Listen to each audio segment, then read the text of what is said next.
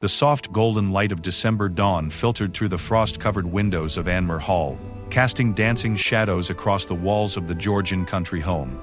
Outside, the Norfolk countryside lay blanketed in pristine snow, creating a winter wonderland that seemed almost too perfect to be real.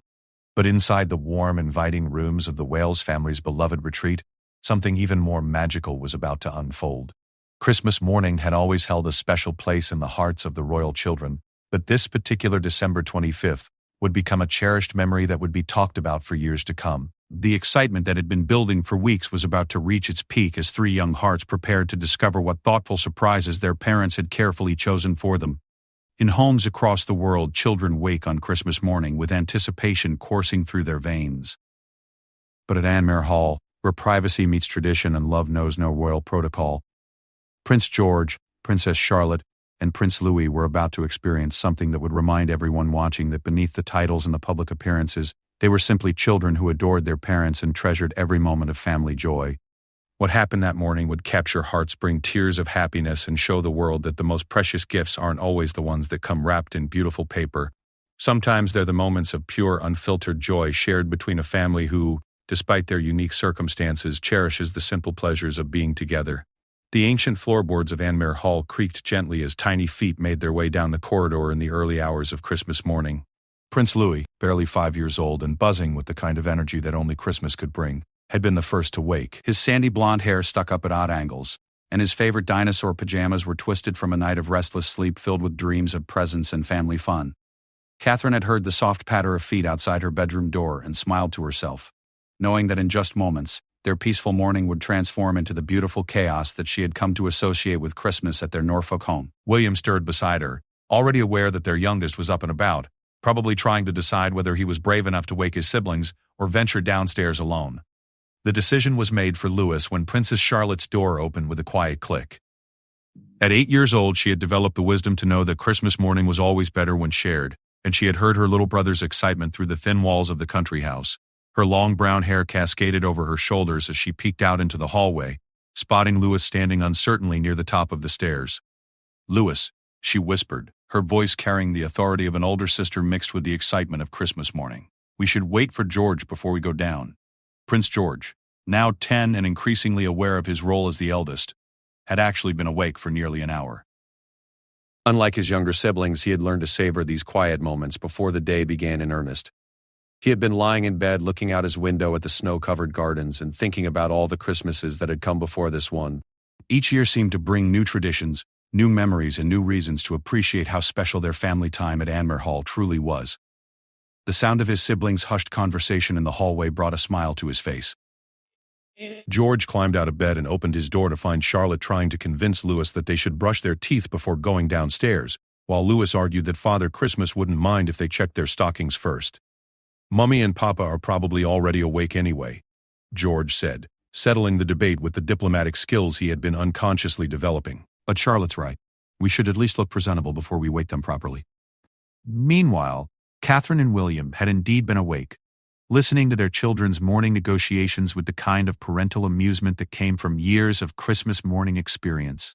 They exchanged glances that spoke of shared memories and mutual understanding about how precious these moments were becoming as their children grew older. William stretched and ran his hand through his hair, already thinking about the coffee he would desperately need to keep up with three excited children. Catherine, ever the organized one, was mentally running through the day's schedule and wondering if she had remembered to set up the camera to capture the moments that would undoubtedly unfold over the next few hours. "Should we let them suffer a bit longer?" William asked with a grin, remembering his own childhood Christmases and the agony of waiting for the adults to be ready for present opening ceremonies. Catherine laughed softly, already knowing that their children's excitement was too infectious to contain much longer. "I think we've been caught," she replied, as the sound of 3 sets of feet made their way down the hallway toward their bedroom door. The gentle knock that followed was perfectly polite, but it couldn't hide the barely contained energy behind it. George's voice came through the door, carefully formal but tinged with unmistakable excitement. "Mummy, Papa, we're awake and ready for Christmas morning. If you are." Catherine and William looked at each other and burst into quiet laughter. Their eldest son's careful diplomacy, even in his eagerness for Christmas presents, was both endearing and amusing. They could picture him standing outside their door, probably with Charlotte and Louis flanking him, all three trying their best to be patient while internally vibrating with anticipation. "Come in, darlings!" Catherine called, sitting up in bed and smoothing her hair. The door opened slowly, and three pajama-clad figures appeared, trying to look casual despite the fact that they were practically bouncing on their toes. Louis, unable to contain himself any longer, rushed to Catherine's side of the bed. "Mummy, is it time for presents? Did Father Christmas come? Can we go downstairs now?" Charlotte, ever the mediator, gently pulled her little brother back. "Louis, let Mummy and Papa wake up properly first."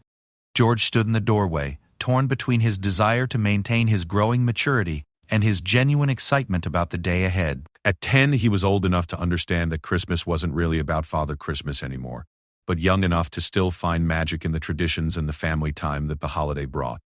William sat up and opened his arms, and all three children immediately climbed onto the bed, creating the kind of warm, chaotic family pile that had become a Christmas morning tradition at Anmer Hall. Was in these moments, away from the public eye and the formal requirements of royal life, that they were simply a family who adored each other. "Well," William said, looking around at his children's expectant faces, "I suppose we should go see if Father Christmas managed to find his way to Norfolk, shouldn't we?" The chorus of excited agreement that followed could probably have been heard in the next county, and Catherine couldn't help but smile at how quickly their peaceful morning had transformed into exactly the kind of joyful chaos she had been hoping for. As they made their way downstairs together, Catherine caught William's eye and saw her own thoughts reflected there. These moments, these simple family traditions were becoming more precious every year. Soon enough, their children would be older, their schedules would be more complicated, and the easy intimacy of Christmas morning at Anmer Hall might become more difficult to preserve. But for now, on this snowy Christmas morning, they were just Mummy and Papa, following three excited children down the stairs of their country home, about to share in the kind of family joy that reminded them why they worked so hard to protect these private moments from the outside world. The sitting room at Anmer Hall had been transformed overnight, though not by any magical Christmas visitor. Catherine and William had stayed up late the night before, carefully arranging presents under the tree and setting up the stockings that hung by the fireplace. They had developed their own family traditions over the years, combining elements from both of their childhood experiences with new customs that felt uniquely theirs. The tree, a magnificent Norfolk pine that William had cut from their own grounds, stood in the corner of the room, decorated with a mixture of handmade ornaments the children had created over the years, and family heirlooms that told the story of Christmases past. The soft lights twinkled in the early morning dimness, creating exactly the kind of magical atmosphere that made Christmas morning feel special. But it wasn't the presents under the tree that would make this Christmas morning unforgettable. It was what Catherine and William had planned as their special surprise for the children, something that would create memories and bring tears of joy to everyone involved. The sitting room felt electric with anticipation as the Wales family gathered around their Christmas tree. The children's eyes widened as they took in the carefully arranged presents, but Catherine and William exchanged knowing glances. The real surprise hadn't been revealed yet. "Before we start with the presents under the tree," Catherine said, her voice carrying a hint of excitement that made all three children look up with sudden interest, "Papa and I have something very special we want to share with you first." William reached behind the sofa and pulled out three identical wrapped packages, each one carefully labeled with a child's name in Catherine's elegant handwriting. The packages were roughly the size and shape of picture frames, but they felt heavier than expected when William handed them out. "These aren't ordinary Christmas presents," William explained, settling down on the floor with his family gathered around him. "These are memory presents, and they're about our family and how much we love spending time together."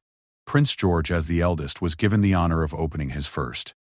His careful fingers worked at the wrapping paper, revealing a beautiful wooden frame. But it wasn't the frame that made him gasp with surprise and delight. Inside was a collection of photographs, carefully arranged in a collage format, showing moments from their family life that he had never seen before. There were pictures of him as a baby, being held by both his parents, their faces glowing with new parent joy. There were photos from family holidays, candid shots of him playing with Charlotte and Louis, and images from special occasions that captured not the formal public moments, but the genuine, spontaneous instances of family happiness. "Mummy, Papa," George said, his voice thick with emotion as he studied each photograph, "these are all of us together. Some of these I don't even remember happening." Catherine reached over and pointed to one particular photo that showed George, probably around 7 years old, teaching a toddler Charlotte how to climb a tree in their garden at Anmer Hall. That was the summer Charlotte decided she wanted to do everything you could do, Catherine explained. You were so patient with her, so kind. That's when Papa and I knew what a wonderful big brother you were going to be. Charlotte had been watching her brother's reaction with growing excitement, and when William nodded for her to open her present, she practically tore through the wrapping paper. Her college was different from George's, but equally thoughtful. It focused on her role as both younger sister and protective older sibling, showing her growth from a tiny baby into the confident, caring girl she had become. One photograph in particular caught her attention immediately. It showed her holding newborn Louis for the first time, her 4-year-old face serious with concentration and overwhelming love. In the photo, Catherine's hands were gently supporting her arms, but Charlotte's expression showed pure adoration for her new little brother. I remember this day, Charlotte said softly, tracing the photo with her finger. I was so worried I might drop him, but I wanted to hold him so badly. You were perfect, William said, his voice warm with the memory. You looked at him like he was the most precious thing in the world, and from that moment on, you've been the most loving, protective sister anyone could ask for. Louis, meanwhile, had been trying to open his present but was struggling with the wrapping paper. His little fingers weren't quite as dexterous as his siblings, and his excitement was making him fumble. Without being asked, both George and Charlotte immediately moved to help him, their own presence temporarily forgotten in their desire to help their little brother experience the same joy they had just felt. Let us help you, Louis, Charlotte said gently, while George carefully guided Louis's hands to find the tape edges. It was exactly the kind of automatic loving behavior that William and Catherine had hoped to capture in Louis's collection. When the wrapping finally came away, Louis's face lit up with pure wonder. His collage showed his journey from tiny baby to the energetic, joyful 5-year-old he had become. But more than that, it showed how completely he was loved and cherished by every member of his family. There were photos of George patiently teaching him to ride a bicycle, Charlotte reading him bedtime stories, and countless images of him laughing with abandon while his parents and siblings looked on with expressions of complete adoration. One photo showed all 3 children building a snowman, with Louis perched on George's shoulders while Charlotte packed snow around the base. Is that us? Louis asked, pointing to the snowman photo. I look so little. That was last winter, Catherine explained. You were determined to make the snowman as tall as George, so he picked you up so you could reach the head. You were so proud when it was finished. But what made this gift truly special wasn't just the photographs themselves. William pulled out a letter that had been tucked behind each collage, written in both his and Catherine's handwriting. The letters were addressed to each child individually, expressing their love, their pride, and their hopes for the future. George was the first to read his letter aloud, though his voice became increasingly emotional as he continued. My dearest George, watching you grow into the kind, thoughtful, responsible young man you're becoming fills our hearts with more pride than words can express.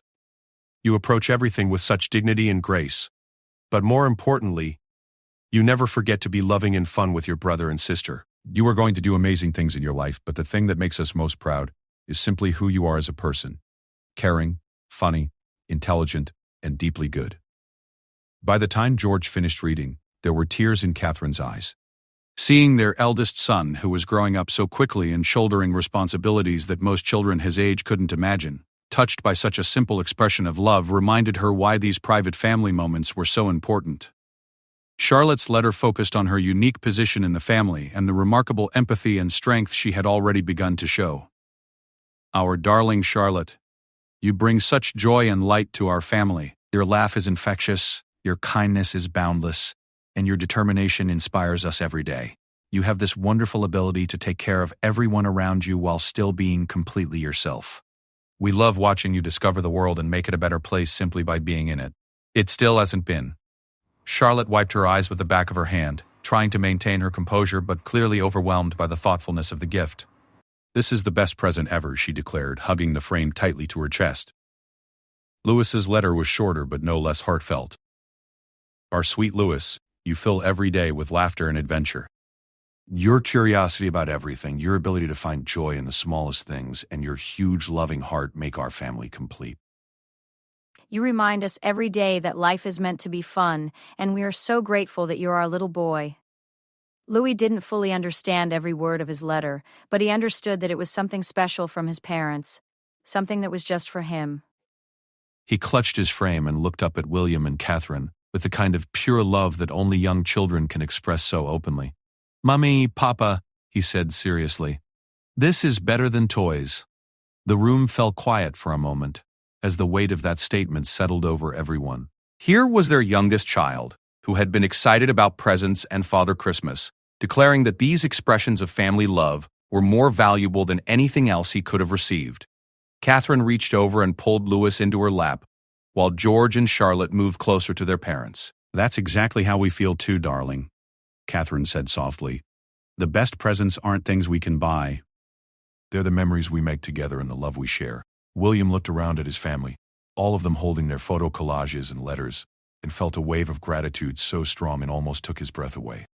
These were the moments he wanted to remember forever. Not the formal occasions or the public appearances, but these simple instances when they were just a family expressing their love for each other. "Now," he said, clearing his throat and trying to regain some composure, "shall we see what else Father Christmas might have left for us?" But even as they turned their attention to the other presents under the tree, it was clear that nothing else would compare to the gift they had just shared.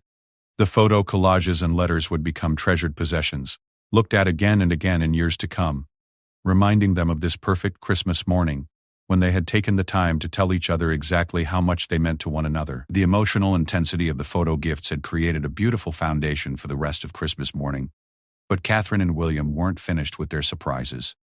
As the children carefully set their framed collages aside, treating them with the reverence of precious treasures, William disappeared into the kitchen and returned with a large wicker basket covered with a festive red cloth. "There's one more thing," Catherine said, her eyes twinkling with anticipation. "This gift is for all of us to share together, and it's about making new memories right here, right now." The children gathered around as William lifted the cloth to reveal the contents of the basket. Inside were all the ingredients and supplies needed for an elaborate Christmas morning baking session. Flour, eggs, chocolate chips, icing ingredients, cookie cutters in various festive shapes, and decorating supplies that would allow them to create edible masterpieces. "We're going to spend the morning baking together," Catherine announced. "Not just any baking. We're going to create our own family cookbook page for Christmas cookies, complete with photos of us making them and all of our messy, wonderful mistakes." Louis practically bounced with excitement. "Can I crack the eggs?" "Please, please, please." Charlotte's eyes lit up with the kind of joy that came from anticipating both the activity itself and the time spent together. "Are we going to make the star-shaped ones like Gongon taught us?" George, ever the thoughtful one, was already considering the logistics. "Should we put on aprons so we don't get flour on our pajamas? And maybe we should take pictures during each step so we remember exactly how we did everything." The next few hours transformed the kitchen at Anmer Hall into something that looked like a flower explosion had occurred, but the laughter and joy that filled the space made every bit of mess worthwhile. Catherine had strategically placed cameras around the kitchen to capture candid moments, knowing that the genuine interactions and inevitable chaos would create memories that would be treasured for years to come. William found himself appointed as the official photographer for many of the group shots, which allowed him to capture some truly magical moments. There was George patiently helping Louis measure ingredients, his big brother instincts on full display as he guided small hands to pour flour without spilling it everywhere. Charlotte had naturally assumed the role of chief decorator, her artistic eye and steady hands making her the perfect person to pipe icing onto cookies with intricate designs. But it was the spontaneous moments that would become the most precious memories. When Louis accidentally dropped an entire egg on the floor, instead of being upset, the whole family burst into laughter. Catherine quickly cleaned up the mess while William grabbed the camera to capture Louis's expression of surprise and the family's reaction of pure amusement rather than frustration. "This is definitely going in our family cookbook," Catherine declared, wiping up egg while Louis giggled. "The recipe will include a note. Warning: small bakers may require extra eggs due to gravitational incidents." Charlotte had been working on a particularly intricate star-shaped cookie when she looked up with flour in her hair and icing on her nose. "Mummy, when we're grown up and have our own families, will we remember exactly how this felt?" The question caught Catherine off guard with its depth and sincerity. She stopped what she was doing and really looked at her daughter, seeing not just the 8-year-old covered in baking ingredients, but a thoughtful young person who was already understanding the preciousness of family moments. "That's exactly why we're taking all these pictures, sweetheart," Catherine replied, sitting down beside Charlotte. "And that's why Papa and I wanted to give you those photo collages this morning. We want you to always remember not just what happened, but how it felt to be loved and to be part of our family." George, who had been listening while stirring cookie dough, nodded thoughtfully. I think I'll remember this without the pictures too. The way the kitchen smells like cinnamon and vanilla, and how Louis keeps getting more flour on himself than in the bowl, and how Papa keeps trying to sneak cookie dough when he thinks we're not looking. William paused mid-reach toward the mixing bowl, caught in the act. I have no idea what you're talking about, he said with exaggerated innocence, which only made all three children dissolve into giggles. As the morning progressed, their kitchen adventures became more elaborate. They created cookies in the shapes of Christmas trees, stars, snowmen, and even attempted some that were supposed to look like the family dog, though the results were more abstract than recognizable. Each child developed their own decorating style. George preferred precise, symmetrical designs. Charlotte went for artistic flair with elaborate icing patterns, and Louis embraced a more is more philosophy that resulted in cookies that were essentially icing with a cookie base. Catherine found herself stepping back frequently to simply watch her family work together. These were the moments she had dreamed about when she and William had first talked about having children. Not the formal family portraits or the public appearances, but these simple, everyday magical moments when they could just be themselves, making memories and enjoying each other's company. The baking session also revealed each child's emerging personality in beautiful ways. George had naturally taken on a leadership role, helping coordinate the various baking stations and making sure everyone had what they needed. Charlotte showed her creative side and her caring nature, helping Louis with his decorating and praising his artistic efforts even when they resulted in abstract interpretations of Christmas themes. And Louis brought pure joy to everything he touched, his enthusiasm infectious and his ability to find wonder in each step of the process keeping everyone smiling. When they finally finished their baking marathon, the kitchen counter was covered with dozens of cookies in various states of decorated glory. Some were masterpieces of precision and artistry, others were delightfully chaotic expressions of creativity, and all of them represented hours of family time and shared laughter. William had set up a special area where they could photograph their finished creations both individually and as a collection. But more importantly, he had been capturing the process throughout the morning. Flour-covered faces concentrating on delicate icing work, spontaneous hugs when someone achieved a particularly successful decorating feat, and the countless small moments of affection and cooperation that had made the experience so special. As they sat around the kitchen table, sampling their creations and admiring their handiwork, Catherine pulled out a beautiful leather-bound journal. "This is going to be our official family recipe book," she announced. "Every year, we'll add new recipes and pictures from our Christmas morning baking sessions. In 20 years, we'll be able to look back and see how our traditions have grown and changed." Charlotte immediately understood the significance of this. "So this will be like a book of our family history, but told through cookies and cakes and things we've made together?" Exactly, William confirmed. And someday, when you have children of your own, you'll be able to show them this book and tell them about the Christmas morning when you were 8 years old and covered in flour, making memories with your family. Louis, practical as always, had a different concern. "But if we eat all the cookies, there won't be any left to put in the book." This observation led to another round of family laughter, and Catherine explained that they would take pictures of the cookies for the book before eating them. "Although," she added conspiratorially, "I think we need to save a few special ones to share with Granny and Grandpa when they come for Boxing Day."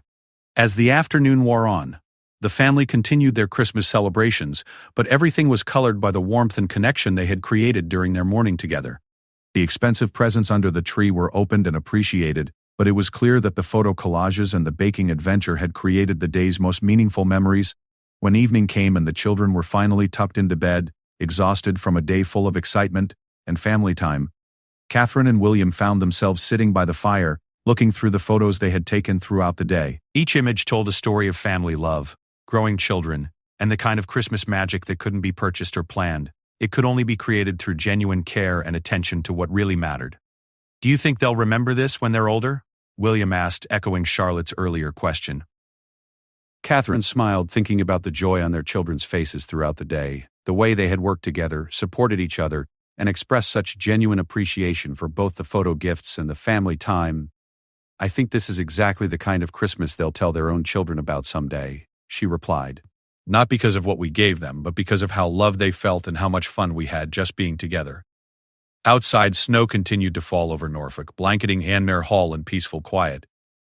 Inside, a family slept soundly, surrounded by the remnants of a perfect Christmas day, photo collages that would be treasured forever, a kitchen still faintly scented with vanilla and cinnamon, and hearts full of the kind of memories that would last a lifetime. In years to come, when the children were grown and had families of their own, they would remember this Christmas not for its individual elements, but for the feeling it created, the sense of being completely loved, thoroughly accepted, and utterly valued just for being themselves. They would remember their parents not just as the figures they were to the outside world, but as the mother and father who took time to tell them exactly how much they were loved, and who created space for ordinary moments. This was the kind of Christmas that would become family legend, told and retold at future gatherings, with each telling adding new layers of appreciation for what had made it so special. It was proof that the most precious gifts aren't the ones that come wrapped in beautiful paper. They're the moments when families choose to truly see each other, express their love openly, and create experiences that will warm hearts for decades to come.